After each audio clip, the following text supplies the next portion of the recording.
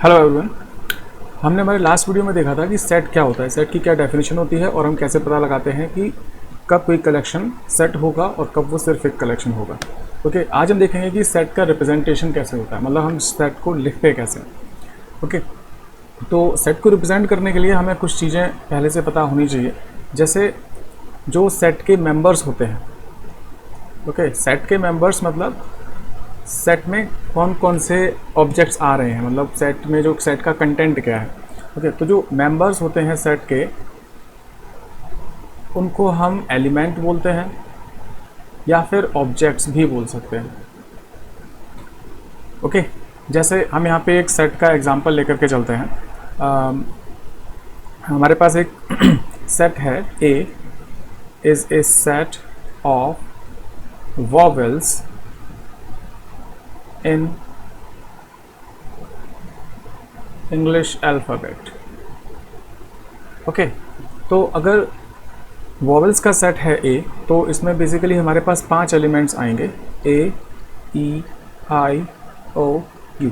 Okay, तो ये जो 5 लेटर्स हमने लिखे हैं, ये क्या है? ये सेट ए के एलिमेंट्स हैं। ओके, ये मेंबर्स हैं इस सेट के, तो इसको हम एलिमेंट या फिर ऑब्जेक्ट्स बोलेंगे। ओके, नाउ दूसरी चीज़ यहाँ पे देखी होगी कि हमने जो सेट का नाम लिया है ना, वो एक कैपिटल लेटर लिया है। Okay, this is a capital letter. तो दूसरा पॉइंट यहाँ पे जो हमें ध्यान में रखना वो ये है कि जो नेम होगा सेट का, वो हमेशा एक कैपिटल लेटर से रिप्रेजेंट किया जाएगा। हमेशा मतलब जनरली एक कैपिटल लेटर से ही रिप्रेजेंट किया जाता है। Okay, name of the set, name of the set is denoted by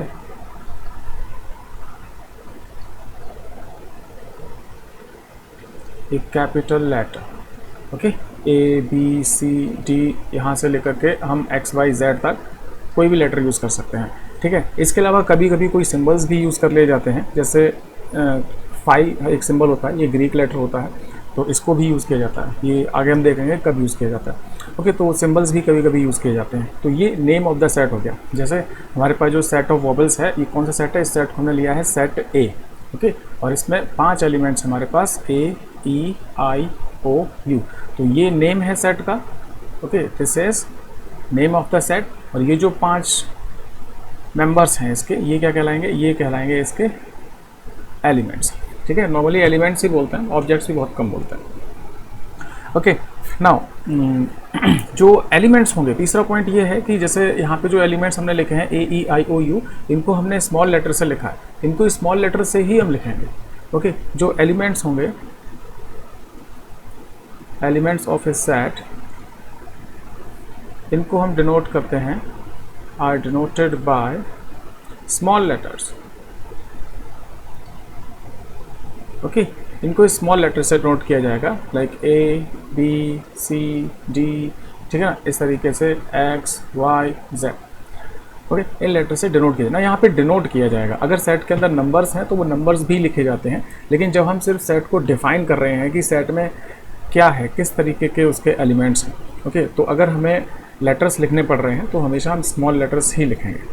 okay, अगर हम एग्जाम्पल ले रहे हैं तो हमेशा स्मॉल लेटर्स में लिखेंगे। इसके अलावा हम नंबर्स वगैरह भी एज ए एग्जाम्पल ले सकते हैं। ओके, नाउ अब इसके बाद बात आती है कि इनको लिखा कैसे जाएगा। ठीक है ना, ये तो बेसिक पॉइंट्स हो गए कि सेट का नाम कैसा होगा, उसके मेंबर्स को क्या कहते हैं और उनको किससे डिनोट करते हैं। ठीक है ना, सबसे इंपॉर्टेंट पार्ट यहाँ पे ये है कि अगर ये सेट है ए हमारे पास, इसके 5 एलिमेंट्स हैं, ए, ई, आई, ओ, यू, तो इस एलिमेंट को अगर हम लिखते हैं तो हम ऐसे लिखेंगे, जैसे A is an element of set A. Okay, A क्या है? सेट ए का एक एलिमेंट है। ऐसे ही आई भी एक एलिमेंट है, ई एक एलिमेंट है, ओ एक एलिमेंट, यू एक एलिमेंट है। ओके, तो ए is an element of set ए, या फिर इसको हम शॉर्ट में लिख सकते हैं, ए बिलोंग्स टू सेट ए। ठीक है, ए बिलोंग्स टू सेट, इसका भी सेम मीनिंग है, that A is an element of A. Okay, now तो इस तरीके से लिखा जाता है। अब ये जो बिलोंग्स टू है ना, ये इंग्लिश है। हम मैथ्स में जब इसको लिखते हैं तो पूरी तरीके से सिंबॉलिक फॉर्म में इसको हम कन्वर्ट कर देते हैं। ठीक है, हम धीरे धीरे उस तक पहुंचेंगे। ना ये जो बिलोंग्स टू हमने लिखा है, इसकी जगह पे हम एक दूसरा सिंबल यूज़ करते हैं, ये ठीक है ना। ये भी एक ग्रीक लेटर है और इसका नाम होता है एप्सिलॉन। ये फिजिक्स में पढ़ने के लिए मिल जाएगा, वहाँ भी यूज़ होता है। एप्सिलॉन इसका नाम होता है, लेकिन यहाँ पे हम इसको यूज़ करेंगे बिलोंग्स टू लिखने के लिए। कोई एलिमेंट किस सेट को बिलोंग कर रहा है ये रिप्रेजेंट करने के लिए। जैसे यहाँ जो हमने लिखा हुआ A belongs to capital A belongs to set A, इसको हम लिखेंगे A letter A belongs to set A, ठीक है ना। क्योंकि सेट ए एलिमेंट है ए का, तो पढ़ने के लिए इसको हम ए बिलोंग्स टू ए भी पढ़ सकते हैं या फिर ए is an element of set ए भी पढ़ सकते हैं, ठीक है। तो इसी के साथ जैसे बाकी के हमारे एलिमेंट्स उनको भी हम लिख सकते हैं that E belongs to A, I belongs to A, O belongs to A या यू बिलोंग्स टू ए। इस तरीके से हम जितने भी एलिमेंट्स हैं उनको हम इस तरीके से बिलोंग्स टू का सिंबल लगा करके एप्सिलॉन लगा करके रिप्रेजेंट कर सकते हैं। इससे क्लियर होता है कौन सा एलिमेंट सेट का है कौन सा नहीं, ठीक है ना। इस लेटर को मतलब जो एप्सिलॉन है इस सिंबल को हम अपोजिट ऑर्डर में यूज़ नहीं कर सकते, मतलब इसको उल्टा रिप्रेजेंट नहीं किया जा सकता। जैसे अगर हम इसको ऐसे लिखना चाहें ऐसे, ठीक है ना, तो ये ऐसे नहीं लिख सकते क्योंकि ये गलत हो जाएगा, ये सिंबल ऐसा होता ही नहीं है। ओके, तो हमेशा इसको ऐसे ही यूज़ करेंगे जैसा ये सिंबल होता है आगे की तरफ, राइट साइड की तरफ, ठीक है। हाँ, ये 5 एलिमेंट इसमें है तो हमने लिख लिया बिलोंग्स टू ए। ना अब जैसे इसमें इन 5 के अलावा जो और लेटर्स होते हैं, सपोज बी, ना b is not an element of set A. अब इस सेट ए में बी तो आ नहीं रहा, ओके, तो इसको हम क्या लिखेंगे, इसको हम लिखेंगे that b does not belong to set A. Okay, जैसे बिलोंग्स टू के लिए हम सिंबल यूज़ कर रहे हैं वैसे ही डज नॉट बिलोंग्स टू के लिए भी हम सिंबल यूज़ करेंगे। ओके, मतलब यही सिंबल यूज़ करेंगे। जैसे इक्वल का नॉट इक्वल हो जाता है ना, ये इक्वल है तो इसका क्रॉस कर देते हैं, नॉट इक्वल हो जाता है। सेम वैसे ही B does not belongs to set A. Okay, तो जो भी एलिमेंट बिलोंग नहीं कर रहा है उसके लिए हम इस एप्सिलॉन को, जैसे हम इक्वल के लिए इक्वल से नॉट इक्वल बनाते हैं उसको क्रॉस करके, वैसे ही एप्सिलॉन को क्रॉस करके हम डज नॉट बिलोंग्स टू का सिंबल बना सकते हैं, ठीक है। तो b does not belongs to, इसके अलावा जितने भी एलिमेंट इसमें लाई नहीं कर रहा है, जो भी कोई ऑब्जेक्ट एलिमेंट है, नंबर है, ठीक है, लेटर है जो इसमें लाई नहीं करेगा, उसके लिए हम ऐसे यूज़ कर सकते हैं, ठीक है ना। ऐसे ही C does not belongs to A, Z does not belongs to A, okay, X does not belongs to A. तो हम इस तरीके से कोई एलिमेंट किसी सेट का है या नहीं है ये हम बता सकते हैं। ओके, नाउ अब कुछ हमारे पास ऐसे लेटर्स होते हैं, जैसे अभी क्या बताया, जो सेट का नेम होता है उनको हम कैपिटल लेटर से रिप्रेजेंट करते हैं, like A B C D etcetera.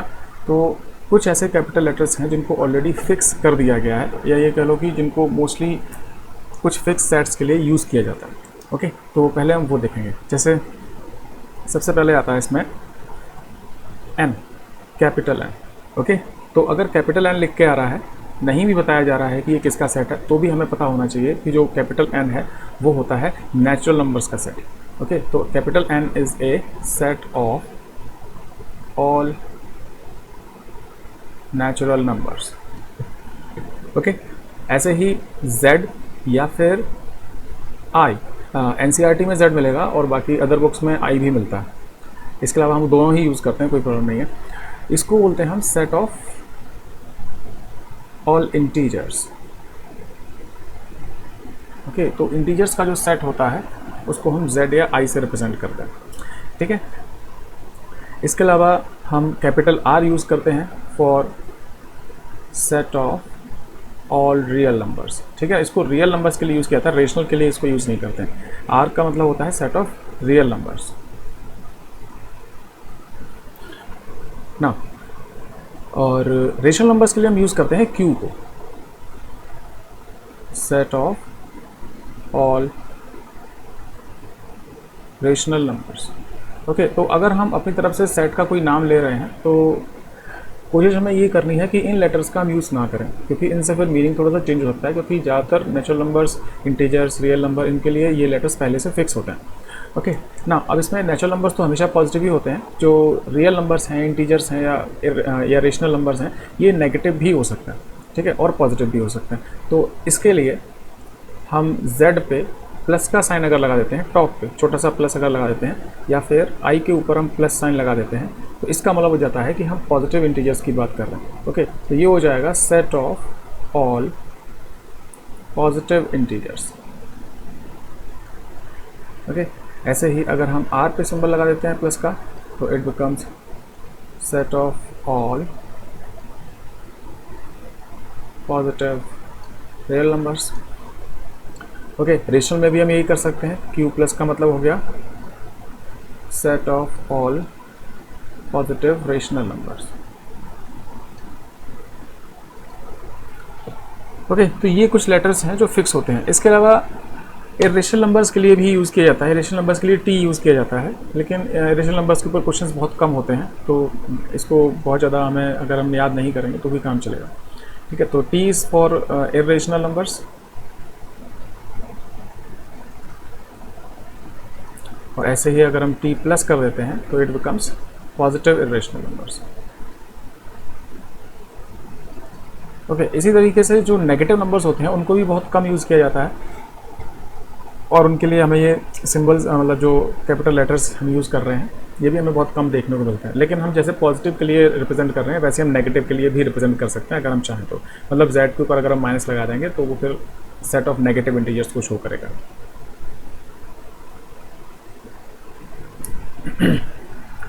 Okay, तो ये कुछ पहले से फिक्स्ड लेटर्स हैं जो कुछ सेट्स के लिए पहले से असाइंड हैं, जनरली इन्हीं को यूज़ किया जा सकता है। लेकिन अगर कोई और लेटर यूज़ किया जाएगा तो भी उसमें मेंशन किया जाएगा कि ये लेटर से हम ये वाला सेट रिप्रेजेंट कर रहे हैं। ओके, तो I hope everything is understood till here.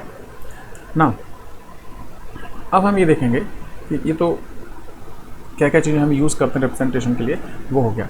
अब हम ये देखेंगे कि सेट को रिप्रेजेंट करते कैसे।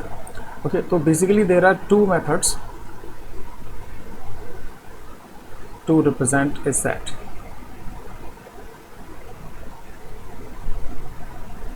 ओके, तो दो मेथड्स होते हैं सेट को रिप्रेजेंट करने के लिए। इसमें पहला होता है रोस्टर या फिर टैबुलर फॉर्म, एंड जो सेकेंड मेथड होता है उसको हम बोलते हैं सेट बिल्डर फॉर्म। ओके, ना इसमें सेट बिल्डर फॉर्म ज़्यादा इंपॉर्टेंट है। ओके, ये हमें समझ में आनी चाहिए अच्छे से। ना रोस्टर या टैबुलर फॉर्म का मतलब क्या होता है, तो पहले हम रोस्टर फॉर्म ही देखते हैं। रोस्टर या फिर टैबुलर फॉर्म। तो हम अपना वही एग्जांपल लेकर के चलते हैं। ए with a set of vowels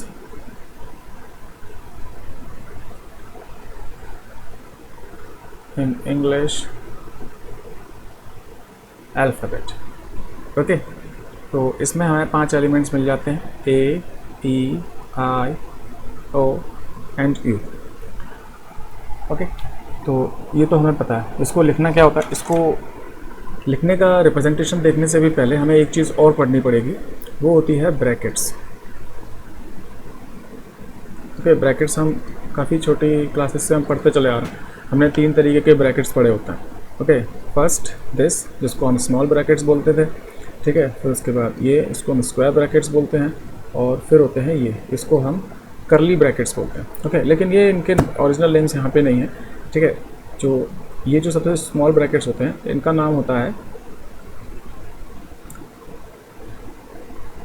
parenthesis. Okay, ये पैरेंथेसिस होता है। जो ये स्क्वायर ब्रैकेट होता है इसको हम सिंपली ब्रैकेट्स बोलते हैं, या फिर स्क्वायर ब्रैकेट भी चलेगा, लेकिन नॉर्मली हम स्मॉल ब्रैकेट्स को पैरेंथेसिस और ये ब्रैकेट्स बोलते हैं। और ये जो करली ब्रैकेट्स हम बोलते हैं ये होते हैं ब्रेसेस। ओके, अब यहाँ पे ये समझना ज़रूरी है कि इन तीनों ब्रैकेट्स का अपना अलग अलग यूज़ होता है, और इसी चैप्टर में तीनों हम यूज़ करेंगे। ठीक है, सबसे पहले हम यूज़ करेंगे ब्रेसेस का। ओके, सेट को रिप्रेजेंट करने के लिए हमेशा ब्रेसेस का यूज़ होता है। हम पैरेंथेसिस यूज़ नहीं कर सकते, ब्रैकेट्स यूज़ नहीं कर सकते। इन दोनों को किसी और जगह पे यूज़ किया जाएगा कुछ टाइम के बाद। ओके, तो इनको हम वहाँ पढ़ेंगे। फिलहाल हम देखेंगे ब्रेसेस। तो सेट को रिप्रेजेंट करना बहुत आसान होता है रोस्टर फॉर्म में या फिर टैबुलर फॉर्म में। हमारे पास जो सेट है ए इज़ इक्वल टू, हम ब्रेस स्टार्ट करेंगे और यहाँ पे जितने भी एलिमेंट्स हैं उनको हम लिख देंगे ए, ई, आई, ओ, यू। ओके, और इसको क्लोज कर देंगे। ये हो गई रोस्टर फॉर्म। ओके, तो ये बहुत इजी होती है, बस जो भी एलिमेंट्स हैं उनको हमें यहाँ पे लिखना होता है। इसके अलावा यहाँ पे ऑर्डर से कोई फ़र्क नहीं पड़ता, मतलब AEIOU है, इसका ऑर्डर अगर हम चेंज कर देते हैं तो उससे कोई फ़र्क नहीं पड़ता। ओके, ये सेम वही एलिमेंट्स हैं, तो ऑर्डर यहाँ पे मैटर नहीं करता है। इसके अलावा अगर हम किसी एलिमेंट को रिपीट कर देते हैं तो भी कोई फ़र्क नहीं पड़ता, जैसे IEEOAOAOUEI, तो ये 5 ही लेटर्स हैं, इनको हमने कई बार रिपीट कर दिया, लेकिन उससे कोई फ़र्क नहीं पड़ता, इनको काउंट एक ही बार किया जाएगा सभी को। ठीक है, तो 5 ही लेटर्स हमें मिलेंगे, तो ऑर्डर से और रिपीटेशन से यहाँ कोई फ़र्क नहीं पड़ता। ये हो जाती है रोस्टर फॉर्म। ओके, या फिर इसको हम टेबुलर फॉर्म भी बोलते हैं ना। Second is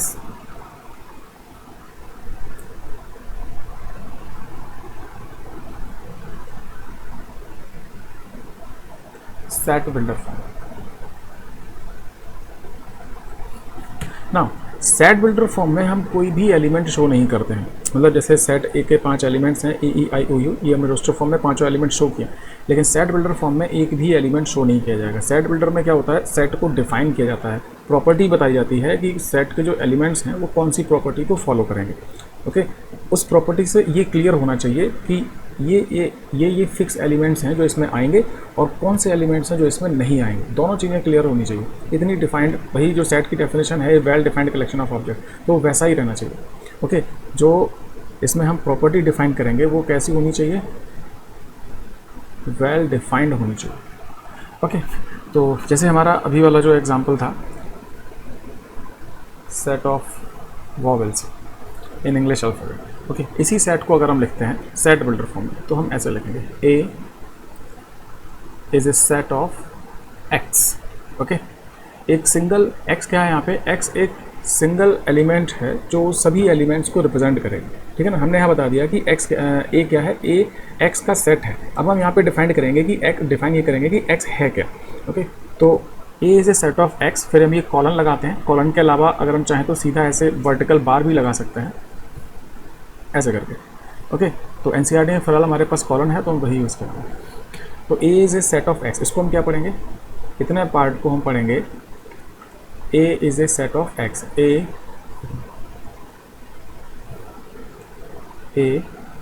is a set of X। Okay, ना अभी जो कॉलन लगाया है इसको हम पढ़ते हैं सच दैट, इसको हम पढ़ेंगे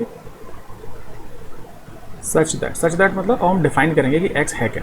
ओके, तो A is a set of X such that, अब X क्या है, X क्या है, इसमें क्या होना चाहिए, वॉवेल्स का सेट है ना, तो X क्या होना चाहिए, X एक वॉवेल होना चाहिए। X is a vowel in English alphabet. Okay, तो इतनी इंग्लिश हमें सेट बिल्डर में लिखनी नहीं होती, लेकिन क्योंकि ये सेट ऐसा है कि हम वॉवेल्स को सिंबल्स की फॉर्म में नहीं लिख सकते, क्योंकि सिंबल्स की फॉर्म में लिखेंगे तो फिर रोस्टर फॉर्म हो जाएगी। ओके, और इंग्लिश अल्फ़ाबेट को भी हम नंबर्स की फॉर्म में नहीं लिख सकते, तो इसको ऐसे ही हम लिख सकते हैं, है ना। लेकिन सेट बिल्डर को और अच्छे से समझने के लिए हम एक दूसरा एग्जाम्पल ले सकते हैं। जैसे हम एक दूसरा सेट कर लेते हैं, let B a set of natural numbers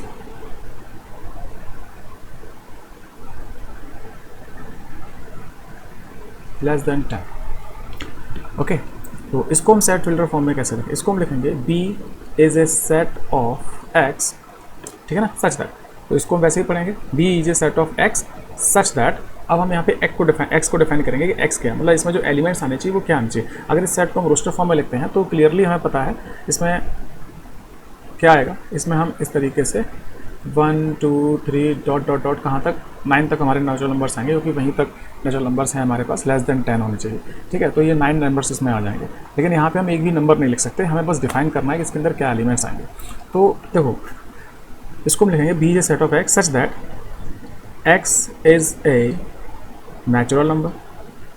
okay, क्या होना चाहिए, X एक नेचुरल नंबर होना चाहिए, और कैसा नेचुरल नंबर होना चाहिए, लेस देन 10। तो यहाँ पे कॉमा लगा के हम लिखेंगे X लेस देन 10। ठीक है, लेकिन क्योंकि नंबर की फॉर्म में है तो इसको हम और छोटा कर सकते हैं। ठीक है, जितना हम इसको सिंबॉलिक फॉर्म में लिखते चले जाएंगे वैसे ही इसकी इंग्लिश खत्म होती चली जाएगी और छोटा होता चला जाएगा।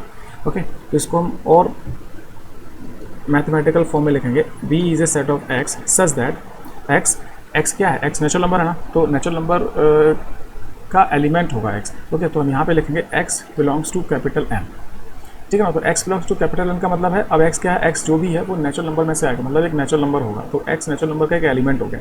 तो यहाँ पे बिलोंग्स टू का सिंबल यूज़ करेंगे, x ये natural number, x belongs to n, और कहाँ तक बिलोंग करेगा, x लेस देन 10 और 10 से छोटा होना चाहिए, ठीक है। तो ये है प्रॉपर रोस्टर, सॉरी ये है प्रॉपर सेट बिल्डर फॉर्म, इस तरीके से हम रिप्रेजेंट करते हैं, ठीक है। जहाँ पे हम सिंबल्स यूज़ कर सकते हैं वहाँ हम सिंबल यूज़ करेंगे, जहाँ पे सिंबल की गुंजाइश नहीं है वहाँ पे हम नॉर्मली जैसे हम प्रॉपर्टी डिफाइन करते हैं इस तरीके से हम बाय डेफिनेशन उसको लिख सकते हैं।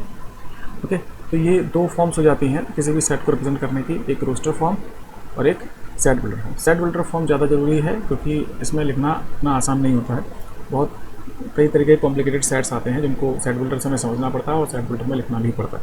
ओके, तो ये ज़्यादा इंपॉर्टेंट है। ओके,